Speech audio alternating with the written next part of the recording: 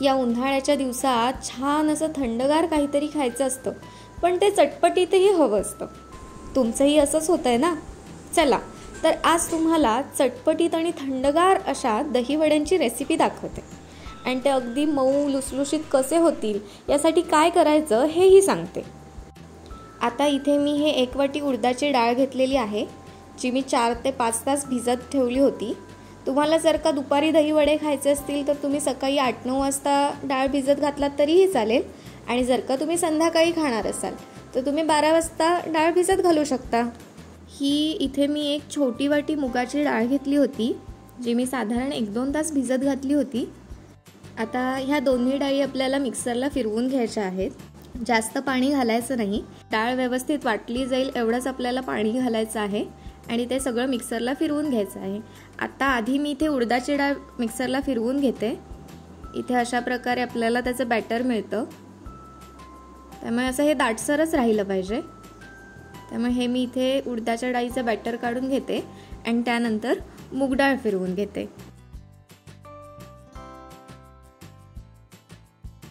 आता इथे मी मूग डाळ पण फिरवून घेतलेली आहे, त्याचं पण बॅटर ह्यामध्येच आपल्याला मिक्स करायचं आहे.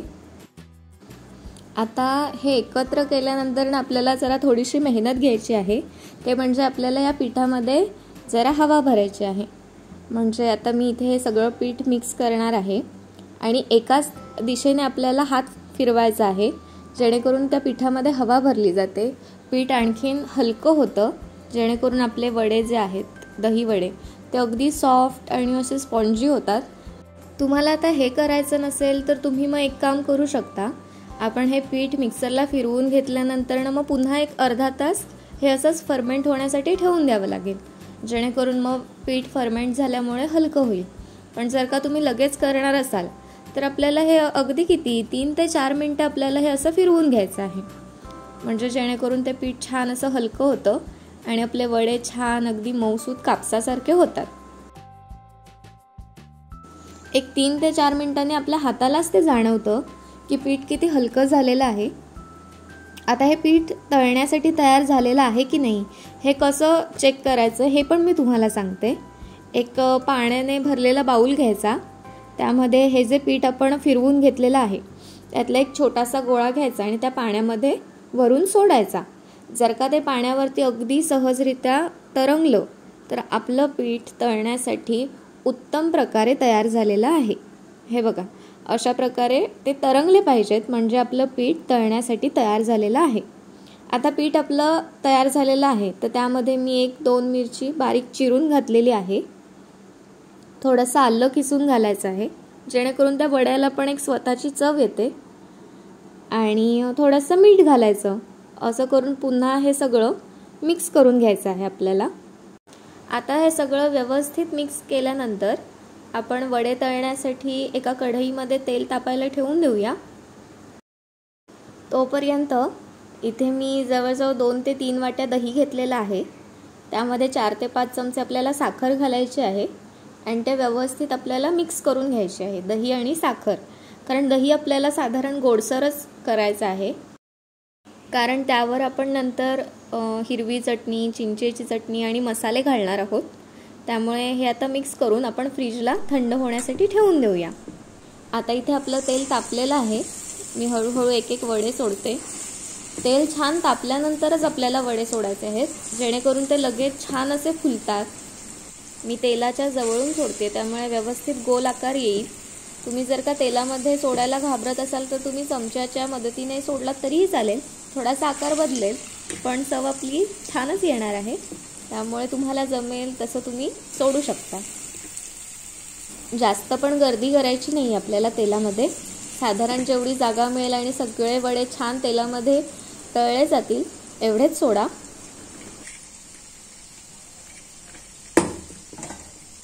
आता इथे तुम्ही बघू शकता आपले वडे छान अगदी फुललेले आहेत, अगदी गोल गोल असे, कारण आपण पीठ खूप चांगल्या प्रकारे फेटून घेतलेलं होतं. त्यामुळे आतून पण हे वडे छान असे सॉफ्ट आणि स्पॉन्जी झालेले असणार आहेत. पण आपल्याला हे आत्ता लगेच काढायचे नाही आहेत, त्याला साधारण लालसर शेड आली की मग आपण ते काढणार आहोत. हे बघा, इथे अशी त्यांना साधारण लालसर शेड आली ना म्हणजे त्या वड्यावरचं जे आवरण आहे ते साधारण असं लालसर दिसू लागलं की आपल्याला हे सगळे वडे काढून घ्यायचे आहेत. आता मी तुम्हाला इथे एक वडा उघडून दाखवते. वडा गरम असल्यामुळे इथे मी चमच्याने उघडते. तुम्ही इथे बघू शकता पीठ आपलं छान फुललेलं आहे आणि वड्याला किती छान जाळी आलेली आहे.